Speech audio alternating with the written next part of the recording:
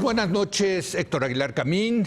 Leo, ¿cómo estás? Javier Tello, muy buenas noches. Y en esta ocasión desde Nueva York, Jorge Castañeda. Jorge, muy buenas noches. Hola Leo, hola Héctor, Javier, ¿qué tal? Jorge. Muy buenas noches. Bueno, hoy vamos a empezar analizando el gobierno del Vamos a. Y es que el presidente López Obrador sigue diciendo una y otra vez que vamos a crecer al 4%, que vamos a pacificar al país, que vamos a acabar con la corrupción, en fin, siempre es vamos a.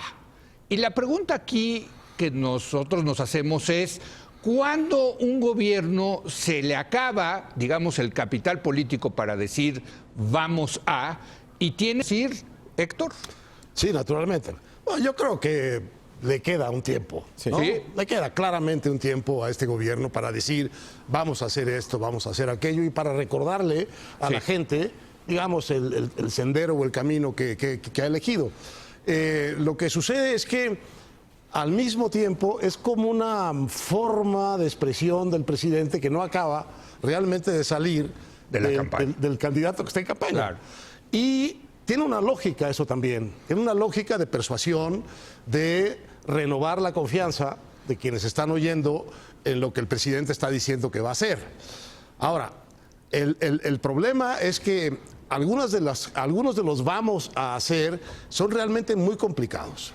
Y aunque no ha pasado mucho tiempo, la verdad es que tenemos la impresión de que sí, porque este gobierno ha estado o ha dado la impresión de estar con las manos en el manejo concreto del país desde mucho antes del 1 de diciembre. Sí. De hecho, el gobierno de Peña Nieto desapareció, se borró. y dejó todo el escenario para el nuevo gobierno. Entonces, en lo que el nuevo gobierno ha hecho cosas muy claras y muy tangibles es en rechazar cosas del antiguo gobierno como el aeropuerto, y yo creo que también en el ámbito legislativo ha hecho cosas que a mí me parecen muy discutibles, pero que son muy claras, digamos, realizaciones de este gobierno. Ahora, ¿cuánto tiempo van a tardar esas leyes, Javier, Leo, Jorge, en volverse realidad? Así es. Pues van a tardar, ¿no? La Guardia Nacional, hoy dice Durazo que ya desplegaron 61,000 gentes. Pues que tenga cuidado, Durazo, porque si ya desplegaron los 61,000, quiere decir que ya debería empezar a dar resultados, eso a partir de hoy. Y yo dudo mucho que el despliegue de 61,000, si es que están desplegados, vaya a dar consecuencias. Es decir, cada momento que pasa, cada mes que pasa, se acorta el espacio de credibilidad del vamos a, y crece el espacio de la exigencia de qué hiciste, qué estás haciendo. Jorge, tú has escrito, de hecho, al respecto del gobierno del vamos a. Pues mira, sí, Leo, en efecto es lo que dice Héctor, es decir, todo gobierno en campaña, luego durante este eterno periodo de transición que tenemos en México y los primeros meses, todo gobierno sigue prometiendo, sigue anunciando. Ahora, hay una primera diferencia importante quizás entre la promesa y el anuncio. En México hay una tradición, es casi mágica, yo creo que es ontológica, de que somos como los bebés, ¿no? O sea, pensamos que lo que dices en automático se vuelve realidad. Esto no es una peculiaridad de López Obrador. Todos los mexicanos somos así, no hay ninguno que no, y si hay, alguno se fue. O sea, no está en México, pues. Pero el problema es que es muy distinta, digamos, la promesa de la campaña y el anuncio que parece realidad. Lo que mencionaba Héctor de Durazo y sus 61,000 guardias, nadie ve cómo pueda ser posible eso. O sea, pueden ser los mismos militares, marinos y policías, que dudo, por cierto, que les hayan cambiado ya el uniforme, no lo creo, pero bueno, podría ser, pero no son sujetos diferentes, no han recibido el entrenamiento de 6 meses que iban a recibir, no han pasado por los controles de confianza, no, hay una serie de cosas que simplemente no pueden haber sucedido. Entonces es un primer punto, ¿no? El segundo punto hay que subrayarlo también en relación a lo que decía Héctor. Sí aprobar leyes, pero también tomar en cuenta que si algo hacemos en México es aprobar leyes. O sea, todos los gobiernos empiezan con una especie de tsunami legislativo, entre más abstracto mejor, que no significa gran cosa. Hasta mucho después, si es que algún día, por todo esto, hasta el New York Times, el corresponsal Asem Ahmed, que pues más bien no es prensa fifí, más bien es de la 4T, el amigo, muy inteligente, muy competente, muy valiente, pero un poquito 4T, pues escribió un largo artículo el jueves o viernes diciendo los mexicanos siguen esperando la cuarta transformación. Pues sí. Mira, sin lugar a duda, todo lo dicho, creo que en parte explica el vamos a. Lo que siempre ha vendido López Obrador como político es esperanza. Sí. Y la esperanza siempre es algo a futuro, ¿no? Si vendes esperanza, vendes el vamos a. Por ejemplo, en el caso de Trump, que lo que promovía y vendía era miedo, ahí sí enfatizas el presente y lo que ocurre hoy. Pero si lo que quieres es vender esperanza, hablas del futuro, porque la esperanza siempre está en el futuro. Entonces, creo que esa es parte también de la explicación. También tiene que ver con la ambición y dimensión del cambio. Claro. Si tú eres un presidente, un candidato y luego un presidente que lo que quiere es el gran cambio y prometes el gran cambio, pues ese gran cambio no puede estar a la vuelta de la esquina. Tiene que estar a futuro y en un futuro relativamente distante. Entonces creo que también habla de la ambición y la dimensión del cambio. Está el tema de la retórica de la épica, que ya lo tocarás sin duda tú, Leo, pero creo que también es otra variable. Ahora, de que hay enormes riesgos en todo esto, pues claro que los hay. Yo creo que él está consciente de ellos, del voluntarismo del que hablaba Jorge, una simplificación inevitable. Cuando vendes futuro y vendes esperanza, lo tienes que hacer a un nivel relativamente sencillo para conectar, y la pregunta es si detrás de ese discurso sencillo hay mucho detalle y sustancia. Hay quien piensa que sí, hay quien piensa que no, etcétera. Pero para mí el otro riesgo de un discurso de vamos a, que habla de un futuro relativamente distante, es que se empieza a abrir una brecha entre presente y futuro. Así es. ¿No? Y te empiezas a medio olvidar del futuro. Tú cuando hablas, por ejemplo, de no sé cuántos días y llevan cuántos muertos, es esa brecha, ¿no? Sí. Conforme sigues hablando del futuro y se instala también una realidad en la que tú ya eres de la que tú ya eres el presidente, se empieza a abrir esa brecha que tiene que administrar alguien, él o alguien, y que es complicada. Donde yo sí veo cosas muy concretas plasmadas, más allá de leyes, es el presupuesto. Que me podrían decir, no, bueno, también es una ley y falta ver cómo se ejerce. Pero en el presupuesto, sí, que a nivel macro es un presupuesto ortodoxo, sí, a nivel micro es profundamente radical, ¿no? Hay una reasignación bestial sí, y unos recortes impresionantes, etcétera, etcétera. Ahí es donde yo sí veo en el presente, claramente plasmado en el presente, un proyecto muy distinto. Jorge, ¿tú querías decir algo? No, sobre este tema nada más muy rápido. Mira, incluso Javier les está costando trabajo, qué bueno, me da mucho gusto, en correr a la gente. No están pudiendo correr a la gente a la velocidad que quisieran, porque aunque muchos han aceptado el chantaje de que me firmas la renuncia y te doy 2 semanas o demándame por los 3 o 4 años que te debería de acuerdo a la ley, pero ganas o pierdes y te vas a tardar un rato, aunque muchos aceptan el chantaje o la extorsión en el fondo, otros no y se están amparando. Cuando se empiezan a amparar, va para atrás el despido. Bueno, ¿sabes qué? Espérate, luego vemos. Entonces no están pudiendo correr a la gente que tendrían que correr de acuerdo al presupuesto, y tampoco, como lo vimos con López Obrador en Nayarit ayer o antier, la lana que le prometieron a la gente no le está llegando a la gente. Cuando preguntó ahí cuántos han sido censados, pues ninguno. Y bueno, ¿y cuántos no han sido censados? Pues todos, como era bastante lógico, por cierto. Bueno, pues eso creo que también, Javier, está teniendo consecuencias. Incluso lo más concreto, no está del todo sucediendo. Pero fíjate, perdón, A ver, Héctor, venga. voy a Sí. coincidir con Javier, porque yo sí creo que el único cambio realmente importante y radical que ha habido durante este gobierno es esa muy impresionante reasignación presupuestal. Sin Sí. duda. Hay otros cambios que no son menores, pero que son más bien de una naturaleza simbólica. El tema de cerrar los pinos, el tema de cómo viaja el presidente, su cercanía, su modo de comunicación, quitar el Estado Mayor Presidencial, todo eso son cambios efectivos, pero son cambios simbólicos que finalmente, no digo que sean cosméticos, pero son simbólicos más que otra cosa. Lo del presupuesto no. Lo del presupuesto es de verdad una reasignación, como tú dices, radical de recursos Correcto. públicos a distintas prioridades del gobierno. Muy bien.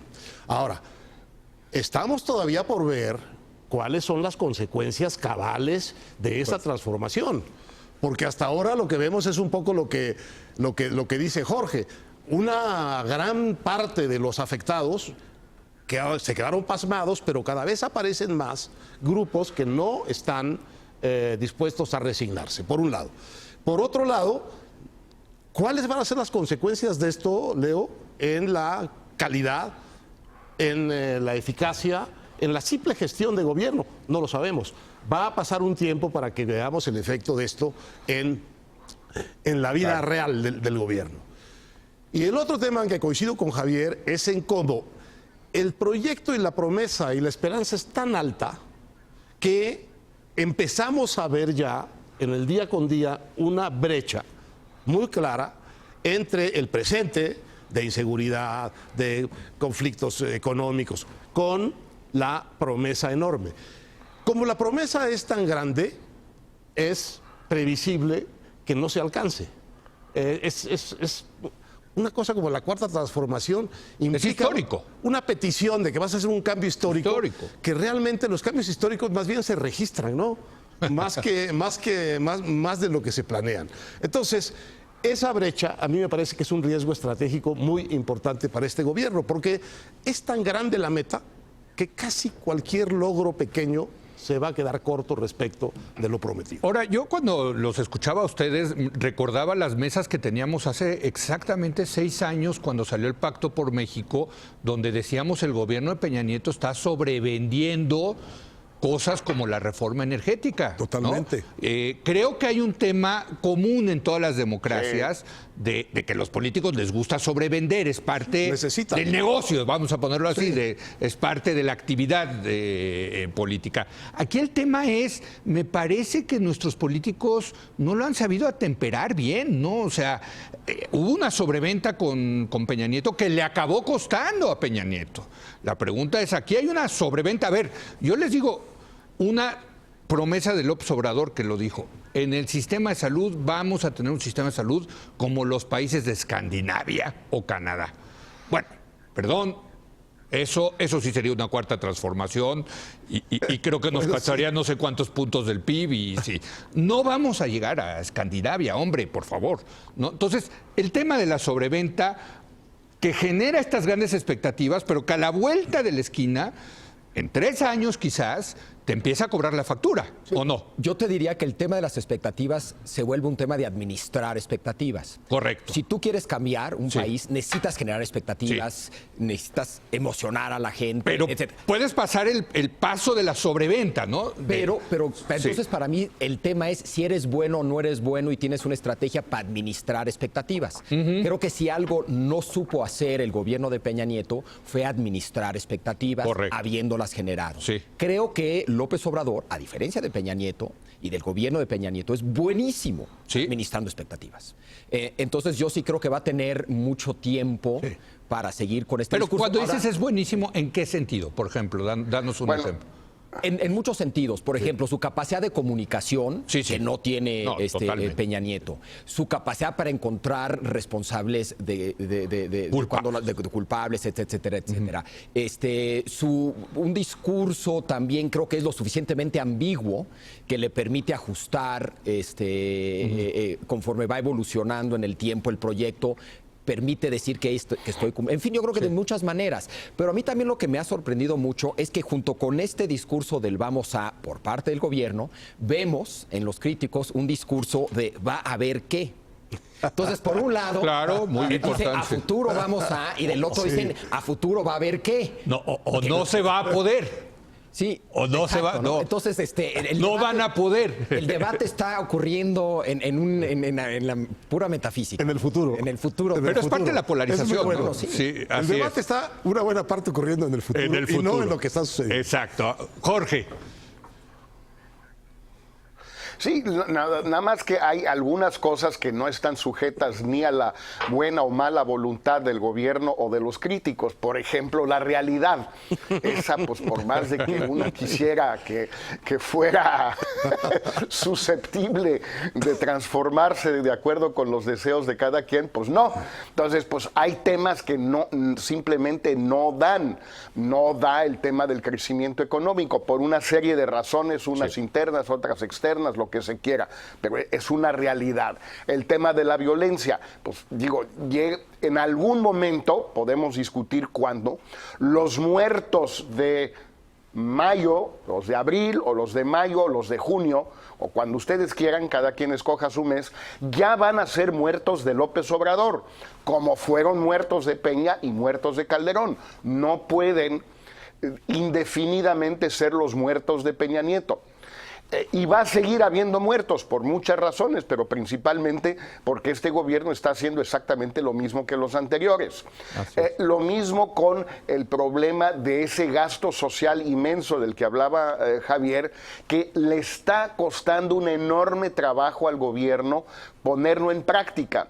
Por una razón que ya hemos platicado aquí, no le gusta el efectivo a López Obrador, quiere darle tarjetas a todo el mundo. Hay un pequeño problema, donde hay cajeros automáticos, no hay pobres, y donde hay pobres, no hay cajeros automáticos. Pues eso complica un poco la vida, ¿no? Ahora, regresando a esto que tú decías de tanto los críticos como el López Obrador, parecería que vivimos en un mundo en el futuro, efectivamente, Héctor, pero donde alguien dice, vamos a hacer esto y pone una vara muy altota, y del otro lado oyes, dices, no, hombre, no vas a poder pasar ni del piso, ¿no? O sea, las diferencias son enormes, ¿no? Enormes.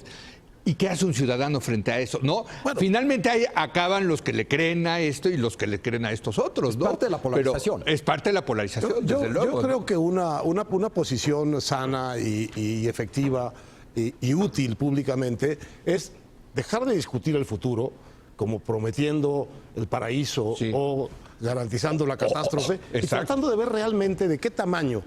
Un poco lo que empezamos a hacer aquí, ¿de qué tamaño son las transformaciones de verdad? ¿Cuáles son las transformaciones de verdad? En el presente. Del presente. ¿Y cuáles son los ajustes que la realidad va obligando al gobierno a hacer? Por ejemplo, esto que dice Jorge, de que el crecimiento económico está condenado a ser bajo porque no se han dado las inversiones en este momento que podrían darte resultados dentro de un año, bueno, eso va a obligar al gobierno a hacer un ajuste. El presidente va a tener que dejar en esa administración de la crisis y en ese extraordinario uso de la palabra que crea realidad política. Yo siempre he dicho que López Obrador es un político distinto porque él crea realidad y convicciones políticas al hablar. Entonces, en ese sentido es un político muy distinto.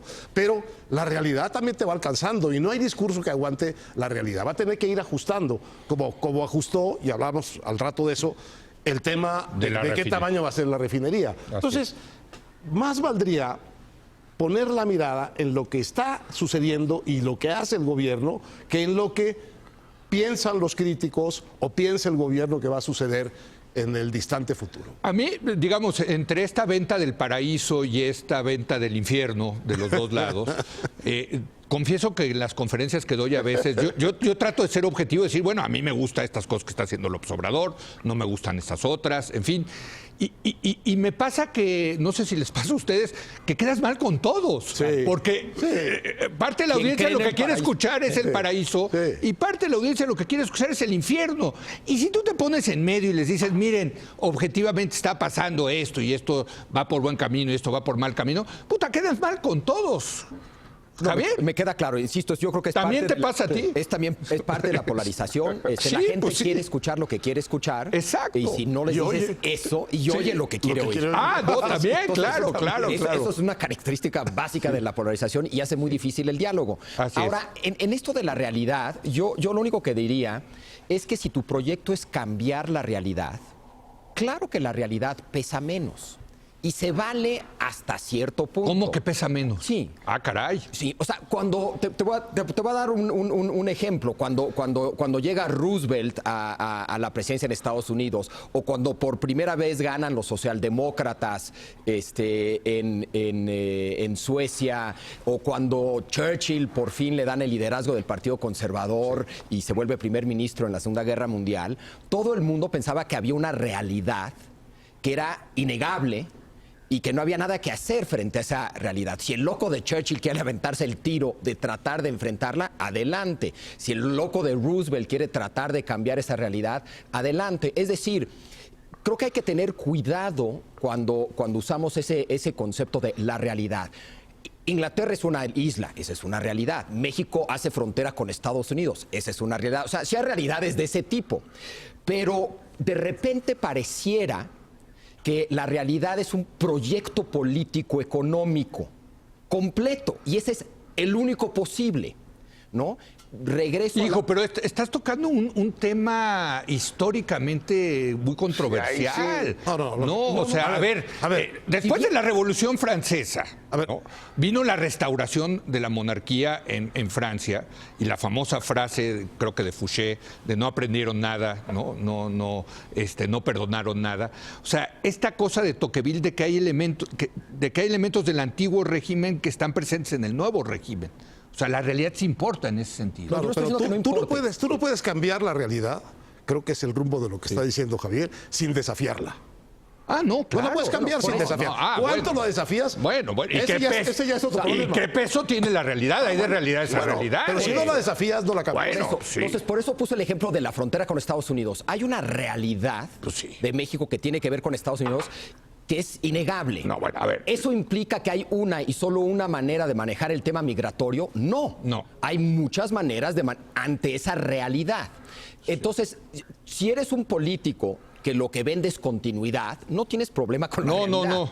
Si eres un Ahora, político... la realidad está ahí. A ver, claro. ¿cuántas vidas costó la industrialización en la Sí, Unión Soviética? sí. O sea, porque había una realidad, era un país agrícola, conservador en el sector agropecuario. Bueno, ¿cuántas vidas costó?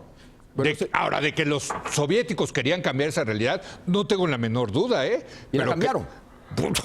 ¿Y a qué costo? Bueno, pero Javier? entonces, ese es otro tema. Sí. Ante una realidad que quieres cambiar, ¿a qué costo? Pero primero, yo creo que hay que aceptar, como decía Héctor, que si tienes un proyecto de cambiar la realidad, no estoy diciendo que no pese la realidad. Mi frase fue, la realidad pesa menos para ti como político. A ver, un último comentario antes de irnos a la pausa. ¿Qué quieres cambiar? Jorge, claro, un último comentario, Jorge.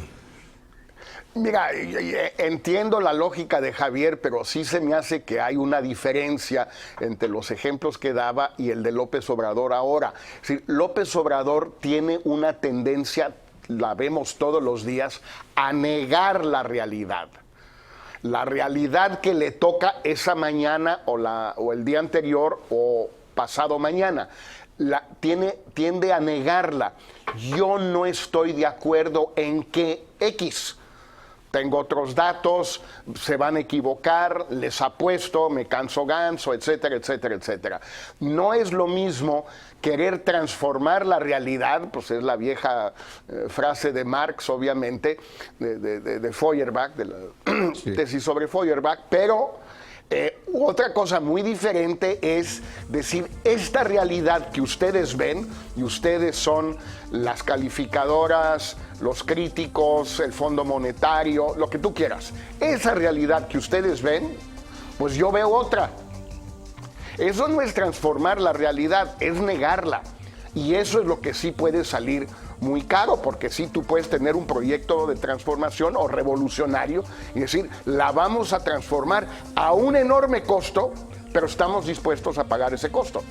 Bueno, Bueno, vamos a ver una pausa y regresar. Parte de esa transformación y parte de este es el proyecto de la refinería de Dos Bocas en Tabasco, ¿no? Hay una realidad y al parecer yo creo que se ajustó el presidente a esa realidad. Regresamos en un momento más.